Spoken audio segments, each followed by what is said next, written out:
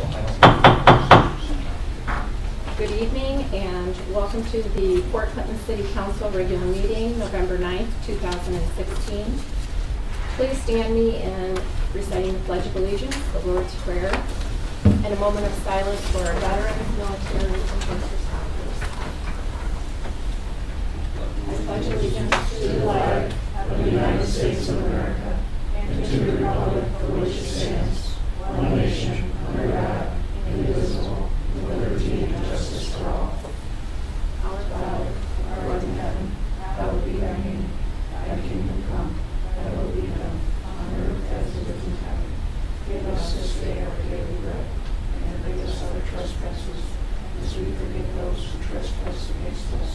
And lead us not into temptation, but deliver us from evil.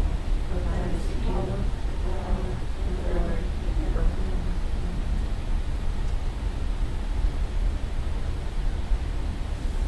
Thank you.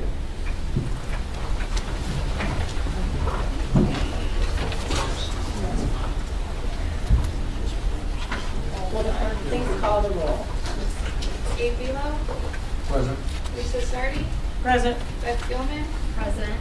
Gary Trolley, Present. Brenda Hickman, Present. Margaret Phillips, Present. Joel Friedman. Present. Council, before you have the regular meeting minutes from October 11, 2016, October 25, 2016, and the special meeting minutes for November 1st, 2016. Do I have Madam President, Mr. Velo? I discussed with a couple of the council members up front. I haven't had time to read the special meeting minutes. We exclude any of those from a potential motion for approval. We'll move the special meeting minutes to the next meeting on November 22nd. So we're approving the regular meeting minutes of October 11 and October 25, 2016. So, Thank you, Mr. Velo. For a second. Ms. Phillips, thank you. All those in favor? Aye. Any opposed? The minutes stand approved as written. The chair notes that certification has been received regarding compliance with the rules and notification of this meeting. This evening we have no guest presentation. We have public comment. Gary Philbom, 121 Walnut Street, Fort Clinton. Yeah, I'd like to make a presentation to Mr. Rod Pitlick. If he would read it.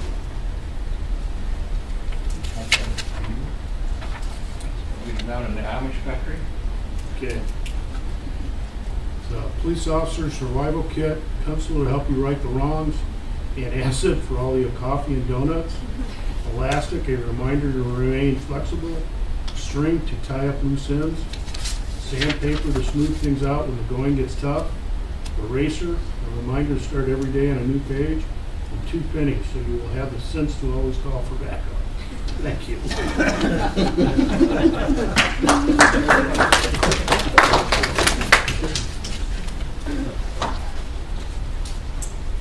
We'll now move to the mayor's report.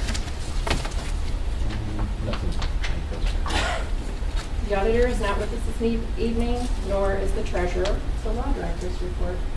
No new business. Safety service director's report. Thank you, Madam President. One note, leaf pickup has begun. We start on the west and we move to the east. Please do not put in brush in the piles and cement and bricks. We're finding that when we're starting to suck up the leaves. Please be nice to my guys out there so that they don't get beat up and stuff into the leaf piles. I appreciate that. Council had asked me to have some direction and talk with Ann Winnie. George Wilbur and I met with Ann on Monday. She actually came here. She was coming through town. She had a meeting here, and then she was going to Cleveland. So we had some time to spend with her. Went over some of the questions. I'll tell you the second page of your questions I gave to her to answer those and not answered in some of the comments that I'll make here, what she said to us today, and go from there. We called her up, George and I sat there. We asked her to clarify the areas recommended for remediation and to clarify the approach used for SME evaluating Waterworks Park. SME approached with the project with a residential standard. At the beginning, due to the mixed-use nature of the development, the proposal was a modified residential standard, and they were developed to inspect the area to 0 to 2 feet for testing and analysis. The initial modified standard was developed by the prior administration, and considering what they anticipated the Rose project to be. She did say that she did meet with Rose developers to see where buildings were going to be put, and that's how she did some of her testing. We talked about in November 2015, I was at that meeting with Mayor Wheeler and Mr. Leone. Mayor Wheeler asked her what it would take for that to be a recreational area, and that's when the conversation started there. About going to a recreational standard.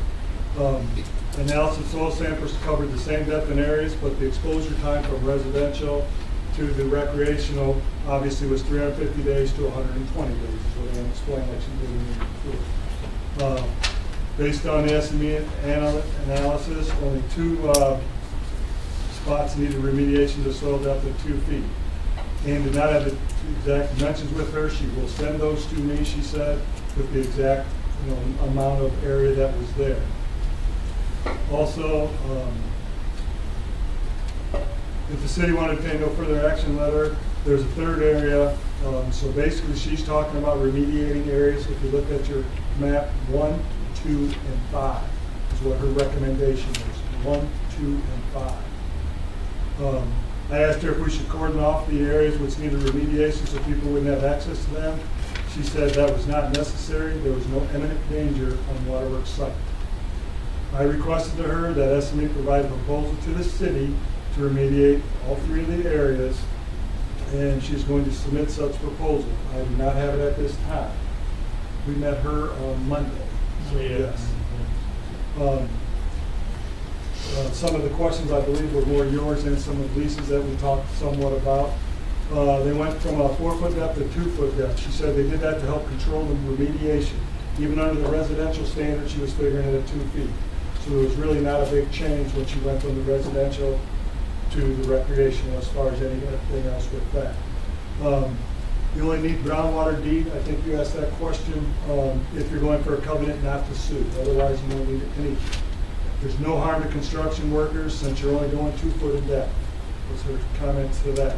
She was not sure what we were referring to with the brownfield cleanup. She didn't have any answer or comment on that. She said she gave Mayor Wheeler an 80-yard guess of the material. She did it on the fly on the phone. Sizes, I don't have at this time. Like I said, she's going to send those to me. There is no expiration date on the report. As reported, any subsequent report on the remediation project performed can be handed over to anyone doing work on the property for them to use for anything in the future use. And the last thing we talked about, she said SME could proceed to evaluate the property based on residential standards without having to perform any additional testing. Preparing such a report would involve reanalyzing the data based on residential standards. There would be a cost for that, and we will get a cost on analysis.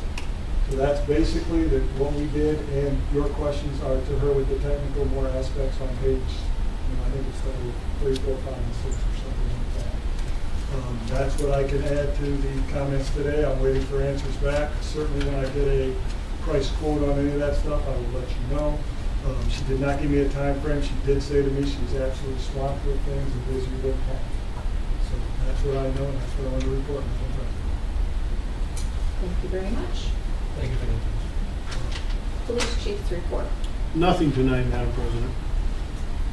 And the fire chief is not with us this evening. So we'll move on to correspondence. Council, you have the auditor's month-end reports for October 2016. The laws, rules, and ordinances meeting minutes dated October 25, 2016. And I also have information for the Main Street Fort Clinton presents the Community Christmas. It's going to be December 3rd, 2016 from 2 to 6 p.m. You can stop at the chamber office if you have more questions about that. or you can call 419-734-5503. And then I will have the clerk post this information. It is for the Hazard Mitigation Plan public review period. The Ottawa County Hazard Mitigation Plan will be available for public review and comment from November 8th through the 21st of 2016. The plan can be viewed online or at the Ottawa County Emergency Management Agency, which is in the basement of the courthouse. You can also call 734-6900. Do I have a motion to approve the correspondence as stated? I'll make that motion. Thank you, Mr. Tiroli. Mr. Friedman, thank you. All those in favor? Aye. Any opposed? Correspondence stands as stated. We'll now move to the reading of ordinances and resolutions. Madam President, Mr. Velo. I'll move to add to its first reading tonight ordinance 25-16, which was distributed in the current copy. I have a motion to add ordinance 25-16 to its first reading this evening. Do I have a second? Ms. Phillips?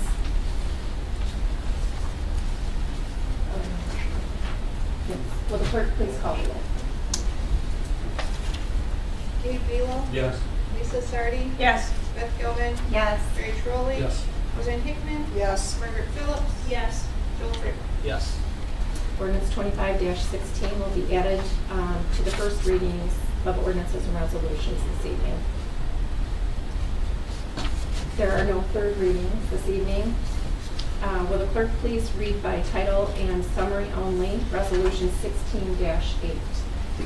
Resolution 16-8, a resolution of approval of the Ottawa Sandusky Seneca Joint Solid Waste Management Plan update. Does council wish to take any action on Resolution 16-8? Seeing none, Resolution 16-8 will be moved to its third reading at our next meeting on November 22nd. We'll now move to new readings of ordinances and resolutions. Will the clerk please read by title and summary only, Ordinance 24-16. Ordinance 24-16, an ordinance imposing a temporary moratorium on the granting of the zoning permits, approvals, and certificates of occupancy for any building structure, use or change of use that would enable this cultivation, processing, distribution, or retail sale of medical marijuana in the city of for a period not to exceed 6 months in order to allow the city council and planning commission to review applicable state and local laws to plan for regulations relating to such uses and declaring an emergency. Does council wish to take any action on Ordinance 24-16? Seeing none, Ordinance 24-16 will be moved to its second reading at the November 22nd meeting. Will the clerk please read by title and summary only, Resolution 16-9. Resolution 16-9, a resolution reaffirming ordinance number 18-16 as amended, which implements sections 3735.65 through 3735.70 of the Ohio Revised Code, established and described the boundaries of a community reinvestment area in the city of Port Clinton, Ohio, designated a housing officer to administer the program, and created a community reinvestment housing council and a tax incentive review council. Does council wish to take any action on Resolution 16-9? Madam President, Mr. Velo? I move to waive the 3 required readings of Resolution 16-9. A motion to waive the 3 required readings of Resolution 16-9. I will second that, Madam President. Ms. Phillips, thank you.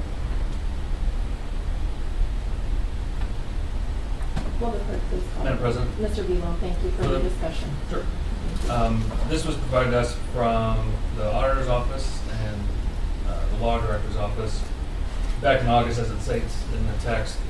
We passed the ordinance for the creation and approval of the downtown CRA, which was within the Main Street traditional district of downtown and across Lakeshore Drive to provide property tax abatements on improved property, on the improved value of property improvements, renovation and new construction. And what I would just describe as an administrative issue in the auditor's office, it's a simple fix. This resolution, which was requested by the Ohio Development Services Agency, just stating that yes, we still want to pursue this, which I believe we all do. I think it would be a good thing to promote investment in our downtown and encourage folks to move in there. It's this simple one-page resolution. So that's the purpose of my motion to waive the 3 required readings. This is the last piece to get that approved by the state. Thank you, Mr. Bealow. Will the clerk please call the roll? Lee Bealow, Yes. Lisa Sardi, Yes. Beth Gilman, Yes. Jerry Trolley, Yes. Roseanne Hickman, Yes. Margaret Phillips, Yes. Joel Friedman. Yes. Does council wish to take any further action on resolution 16-9? Madam President, Mr. Bealow. I move to adopt resolution 16-9. A motion to adopt resolution 16-9. I'll second that. Mr. Friedman, thank you. Any further discussion? Will the clerk please call the roll? Lee Bealow, Yes. Lisa Sardi, Yes. Beth Gilman, Yes. Jerry Trolley, Yes. Roseanne Hickman, Yes. Margaret Phillips, Yes. Joel Friedman. Yes. Resolution 16-9 has been adopted.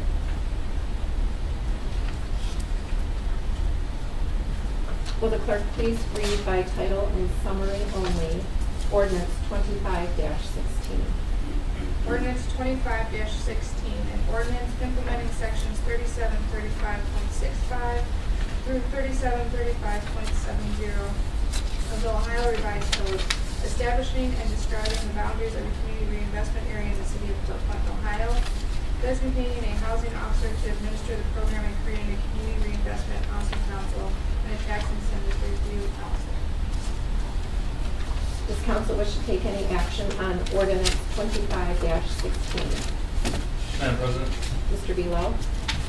no action tonight, just a couple comments if I could. This is what we're describing as CRA number 2. The first one is the downtown CRA, which we just passed the resolution on. This would include remaining significant commercial and industrial areas within the city, providing tax abatements, as I described before, up to the state maximums allowed, in my view, to make it the most attractive and best effective incentive that we can. It would include the proposed F2 residential development or the 12th Street development that the fire chief has spoken to us about. In the ordinance, there's a map. I also have a color copy here. You can see that downtown is the orange, which is already hopefully going to be improved shortly now that we've passed the resolution. The rest would include not only the proposed residential development, which was a request by the company there. It also includes Portland Industrial Park, Standard Products property, everything east of Maple Street, on the south side of Perry all the way to the eastern city limits. That includes Buckeye Boulevard and State Street, which I think are areas that desperately need improvements. It also includes Portland Manufacturing and West, which fell outside the downtown CRA. We did that. All I have. Thank you, Madam President. You're welcome.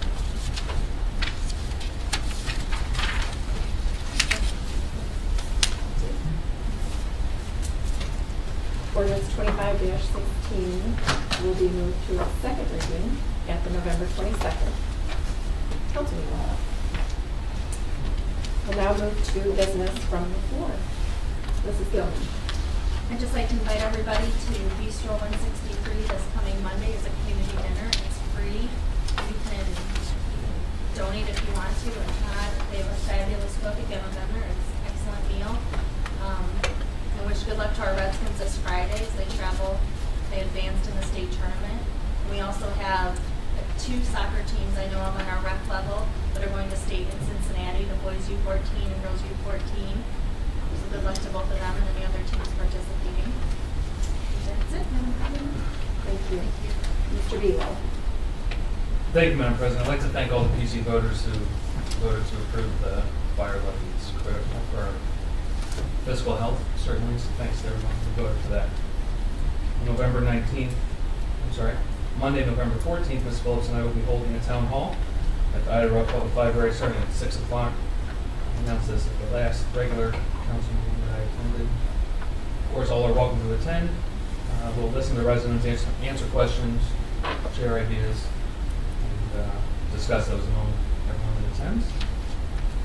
On November 22nd, which is our next regularly scheduled city council meeting at 7:30, plan prepared by Bogemeyer Design Group and the steering committee and the city administration.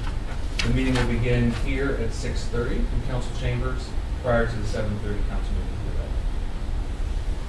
All are encouraged to attend. And that's all I have. Thank you, Madam President. Thank you, Mr. Beal. Mr. Turoli.